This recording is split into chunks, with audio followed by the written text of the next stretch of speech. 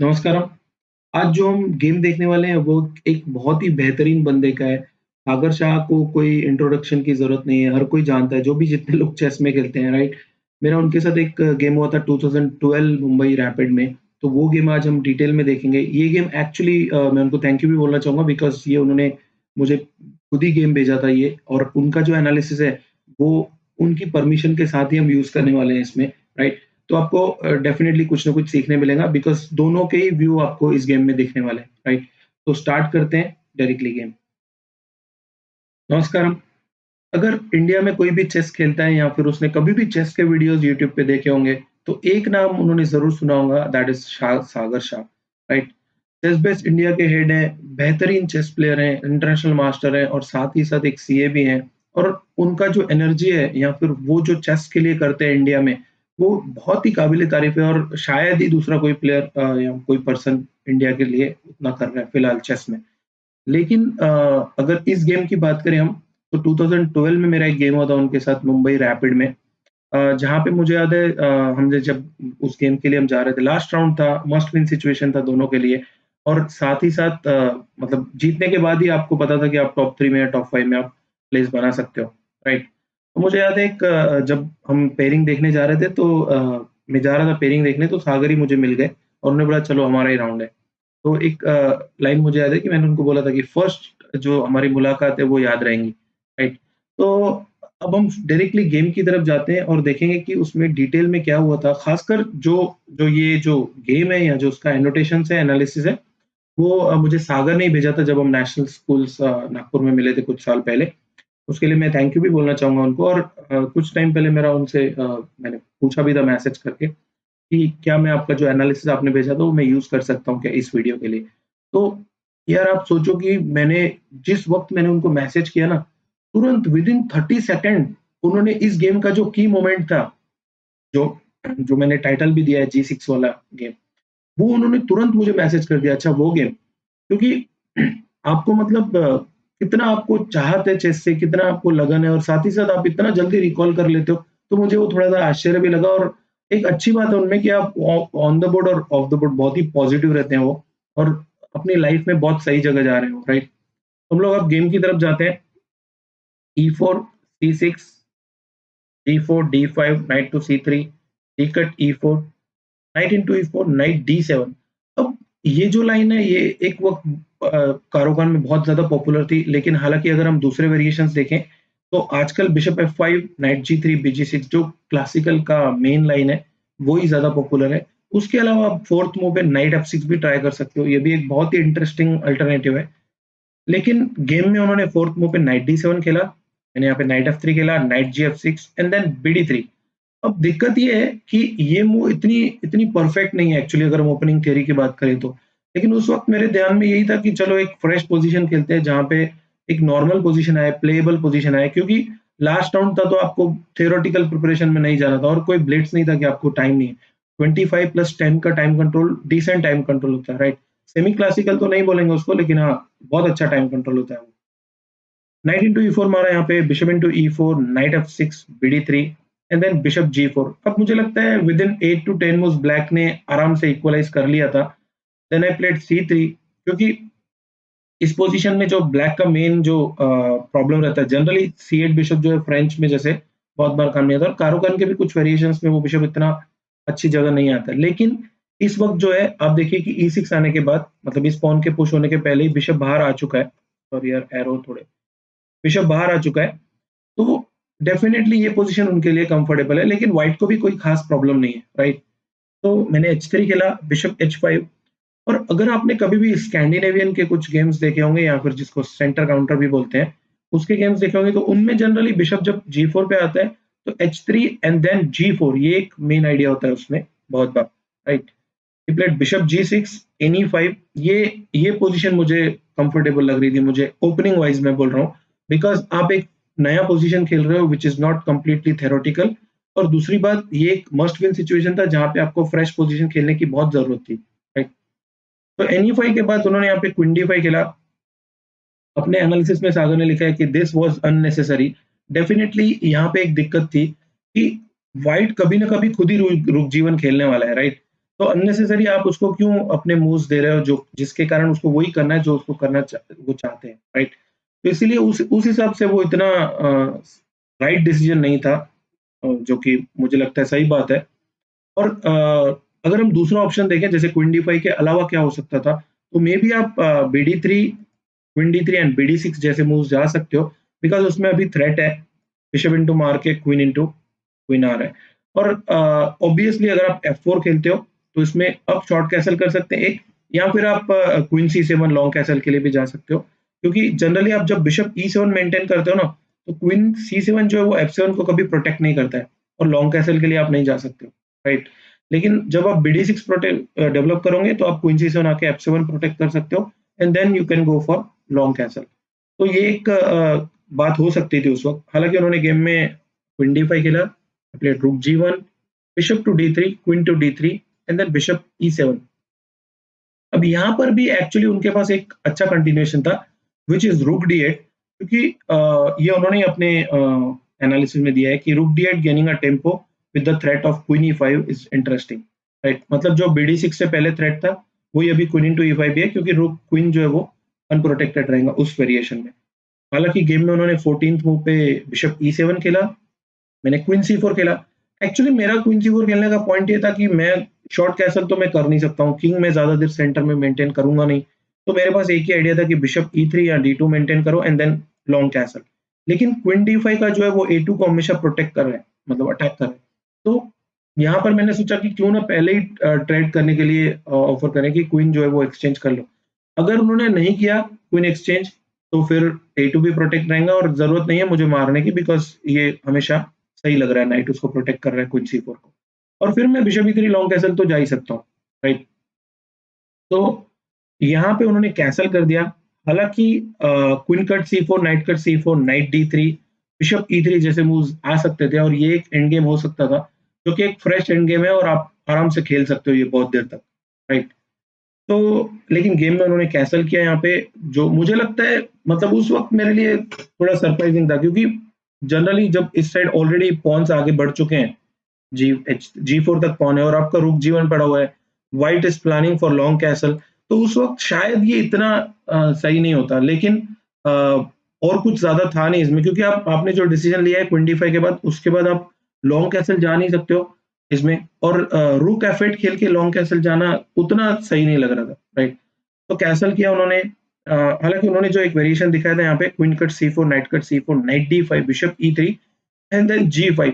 ये तो यार मैंने कहीं दूर-दूर तक नहीं सोचा था, टू बी वेरी ऑनेस्ट, उस वक़्त गेम में। ये उनके एनालिसिस में दिया हुआ है, क्लेमिंग द जी4 पॉन, क्योंकि बाद में आप एच5 जा सकते हो। और मुझे इतना तो पता था कि बंदा पोज़िशनल बहुत अच्छा खेलता है, क्योंकि कुछ गेम्स मैंने देखे थे उनके पहले। तो ये एक बहुत ही मतलब नई बात थी मेरे लिए उस वक़्त, क्योंकि ये मैंने बिल्कुल नहीं सोचा था उस वक़्त गेम में। लेकिन उन्होंने कैसल किया यहाँ पे, आई प्लेड बिशप ई3, ऑब्वियसली मेरा आइडिया लॉन्ग कैसल करने का है।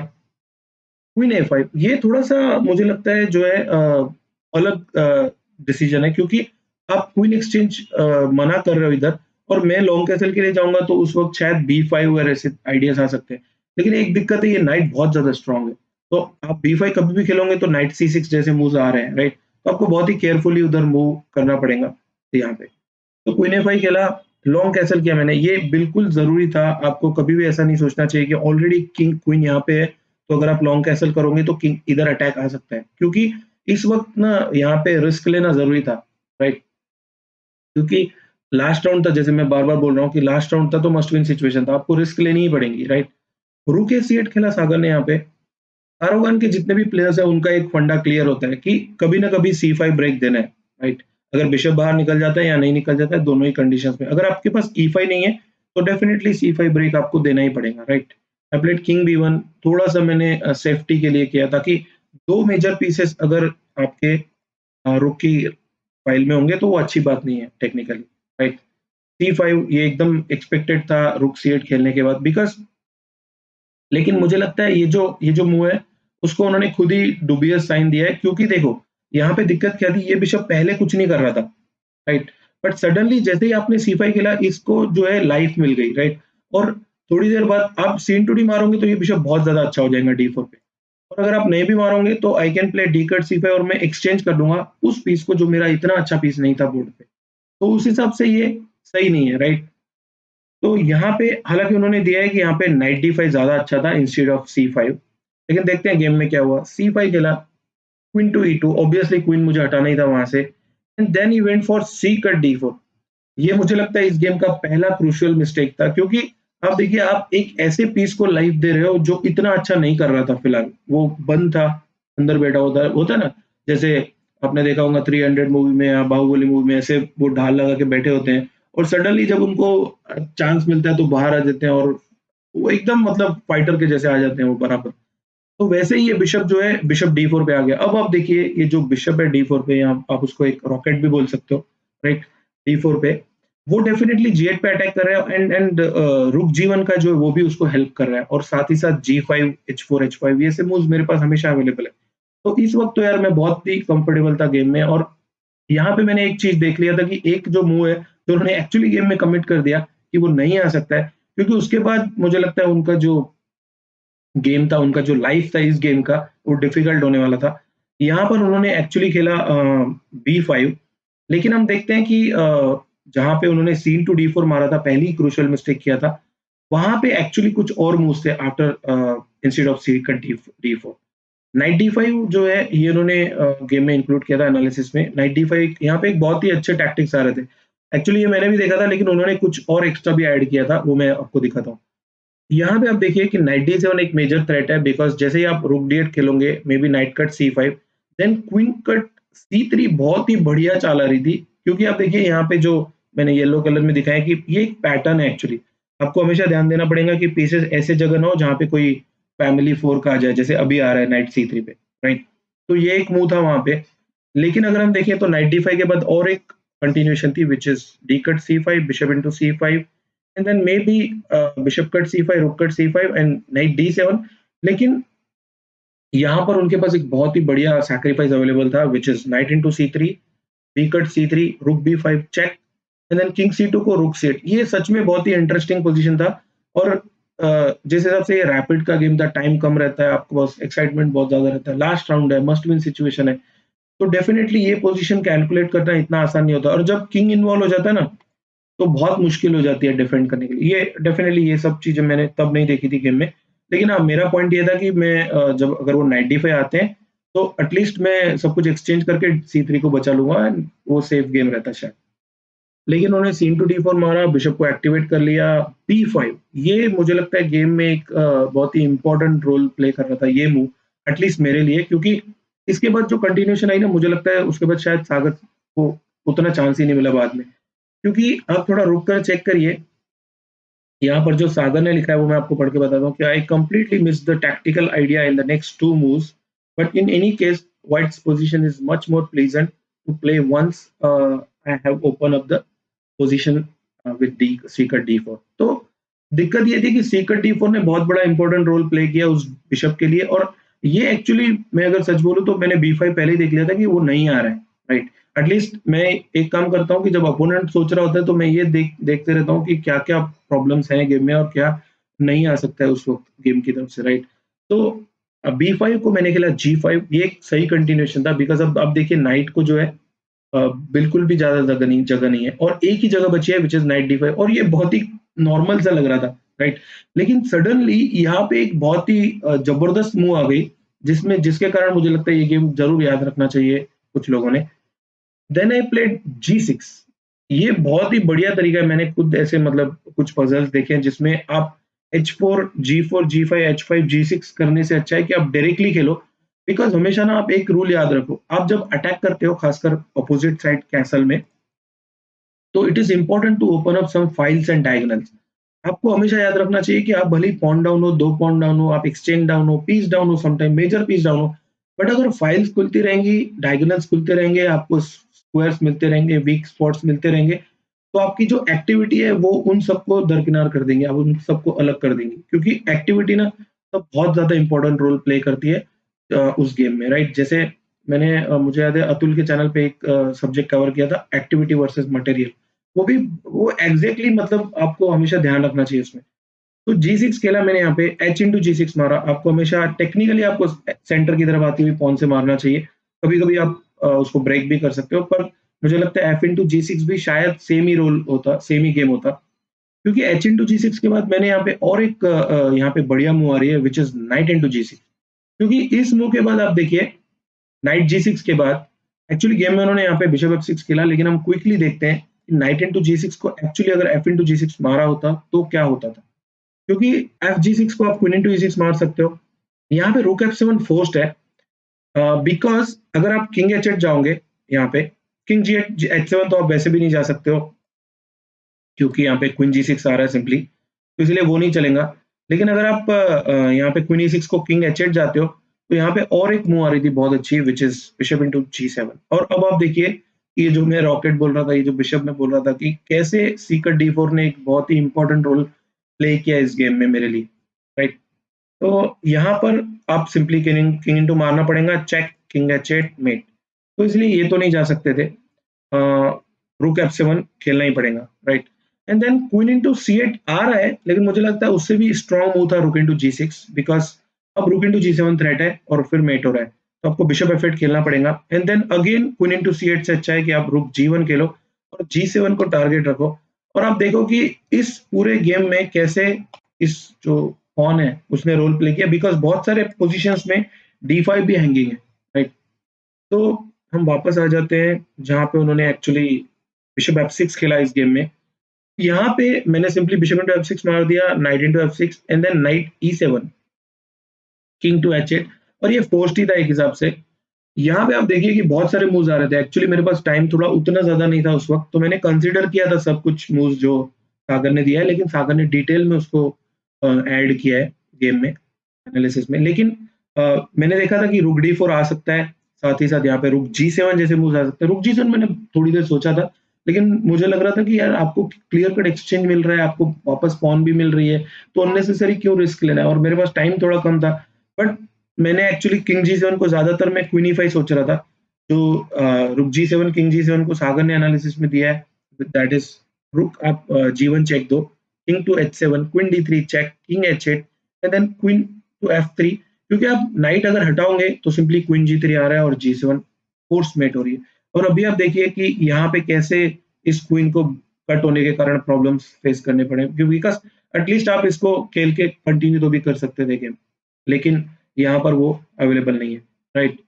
लेकिन रुक G7 के अलावा और एक मूव था व्हिच इज़ रुक D4। ये भी बहुत अच्छा मूव था, ये मैंने बहुत ज़्यादा नहीं सोचा था, लेकिन इसमें एक बहुत अच्छा कंटिन्यूएशन आ रहा था व्हिच इज़ रुक C4, रुक टू G5 एंड देन आप रुक इंटू D4 नहीं मार सकते हो यहाँ पे, बिकॉज़ सिंपली यहाँ पे जो है क्वीन H5 चेक आ रहा है, नाइट H5, और जिसको हम अनास्तासिया मेट के नाम से जानते हैं। ये इस पर मैंने एक वीडियो भी बनाया था यार, टाइम मिले तो देख लेना, राइट? तो रुक D4 तो आप नहीं मार सकते हो, लेकिन अगर आप G6 खेलते हो सपोज़ यहाँ पे, तो सिंपली रुक इंटू C4 आ रहा है या फिर क्वीन इंटू C4 आ रहा है। रुक इंटू C4 बहुत आसान है, बिकॉज़ आप देखिए ये रुक जो है सिर्फ H5 पे चेक नहीं दे रहा है, इसको भी पिन करके बैठा है और हर बार B5 के कारण प्रॉब्लम्स आ ही रहते हैं, राइट? लेकिन हुआ ये गेम में कि मैं थोड़ा-सा टाइम प्रेशर में था और मुझे लगा अननेसेसरी क्यों कॉम्प्लिकेशंस क्रिएट करना है यार, आपको मतलब आपकी इतनी अच्छी सुखी पोज़ीशन है, उसको दुःख में क्यों डालना है, राइट? तो मैंने नाइट इंटू C8 मार दिया, रुक C8 एंड देन रुक G5। अब मैंने देख लिया था कि ये पोज़ीशन में बहुत ज़्यादा कुछ बचा नहीं है यहाँ पर, और मैंने एक क्लियर कट प्लान देखा था, बिकॉज़ यहाँ पे उन्होंने क्वीन C7 खेला, I played rook into B5, knight D5 and then rook into D5, E का D5। ऐसे पोज़ीशंस में आपको ज़रूरी है कि अगर आप टाइम प्रेशर में हो, तो आप क्लियर करते हो पोज़ीशन, ना कि आप ज़्यादा लालच करो कि क्यों वापस देना है। अगर आपके पास बहुत कुछ है, तो यार थोड़ा दे दिया करो वापस, ताकि क्लियर हो जाए पोज़ीशन, राइट? ताकि आप फ्री गेम खेलो। क्वीन H5 चेक दिया मैंने, king G8, queen to D5, queen F4, F2 मर रहा है, क्वीन टू मैंने D4 खेला and then queen F5 check दिया उन्होंने।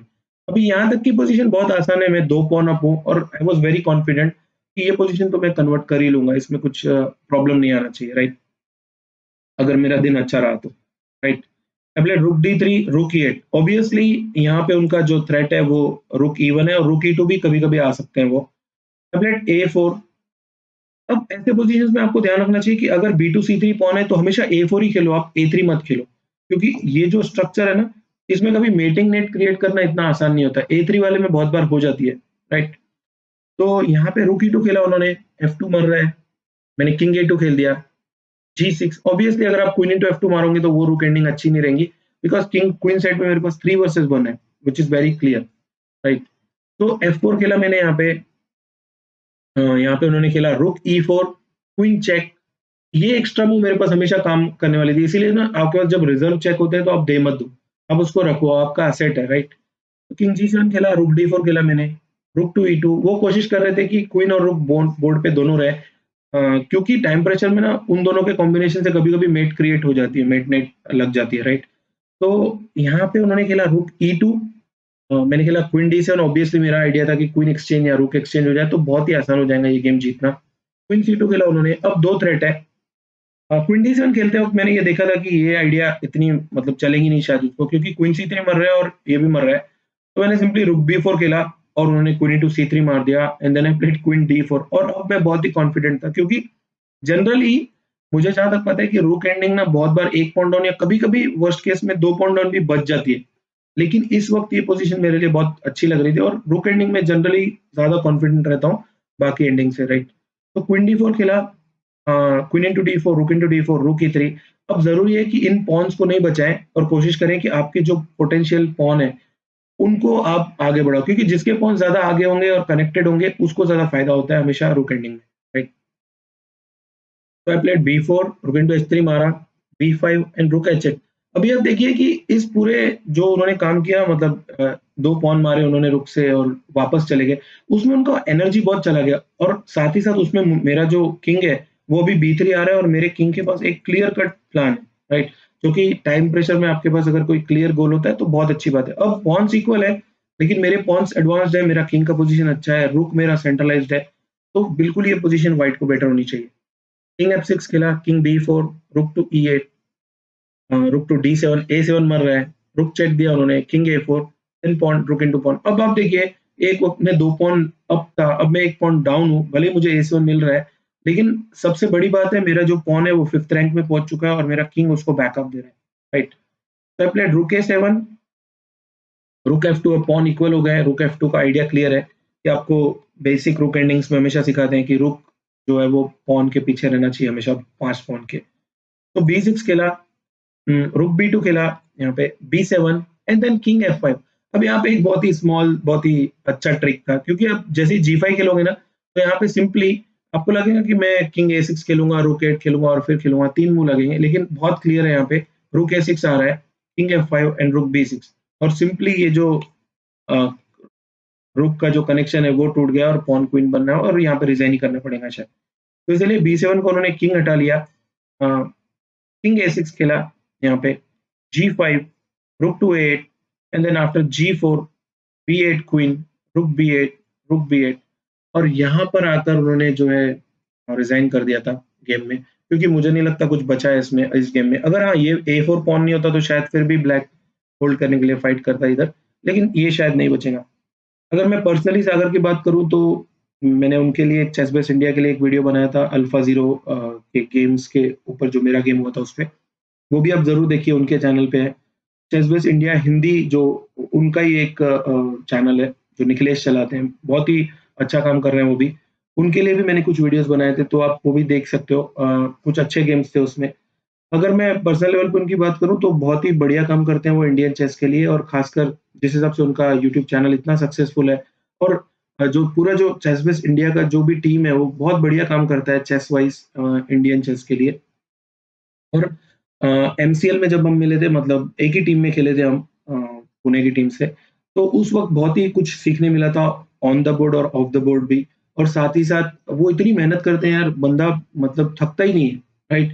अब सुबह उठो नींद में से तो उनका कुछ ना कुछ ऑनलाइन क्लास मतलब चलता रहता है लाइव, और फिर आप जब सोने जाओगे तब भी वो स्ट्रीम करते हैं लाइव, तो बहुत ही बढ़िया काम करते हैं वो चेस के लिए। और मतलब ऐसे लोगों की ना हर स्पोर्ट में ज़रूरत है। साथ ही साथ मुझे लगता है कि अमृता का रोल बहुत ही इम्पोर्टेंट है, जो उनकी वाइफ़ है। अ, मैं उनके साथ भी खेला हूँ, मुझे याद है मैं स्टेट जब जीता था तो फर्स्ट राउंड उनके साथ ही हुआ था, औरंगाबाद में शायद।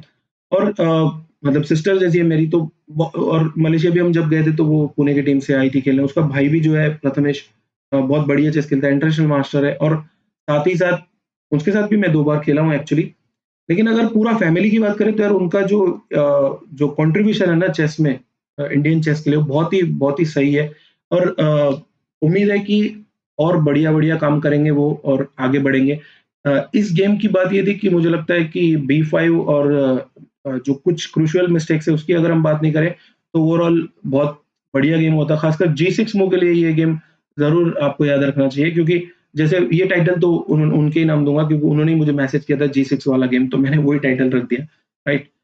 तो बहुत जल्दी मिलेंगे। मेरा एक बहुत अच्छा गेम हुआ था अली रेज़ा फिरोज़ा के साथ दुबई ओपन में 2017 में, जो कि अभी बिल्कुल बहुत बड़े स्टार हैं, मैग्नस कार्लसन को टक्कर देते हैं, राइट? तो वो भी गेम मैं बहुत जल्दी लेके आऊँगा, और कुछ गेम्स हुए थे मेरे, वो ज़रूर मैं आपको दिखाऊँगा। और मिलते रहेंगे, बाय, थैंक यू। खुश रहो, मस्त रहो, स्वस्थ रहो और ज़बरदस्त रहो।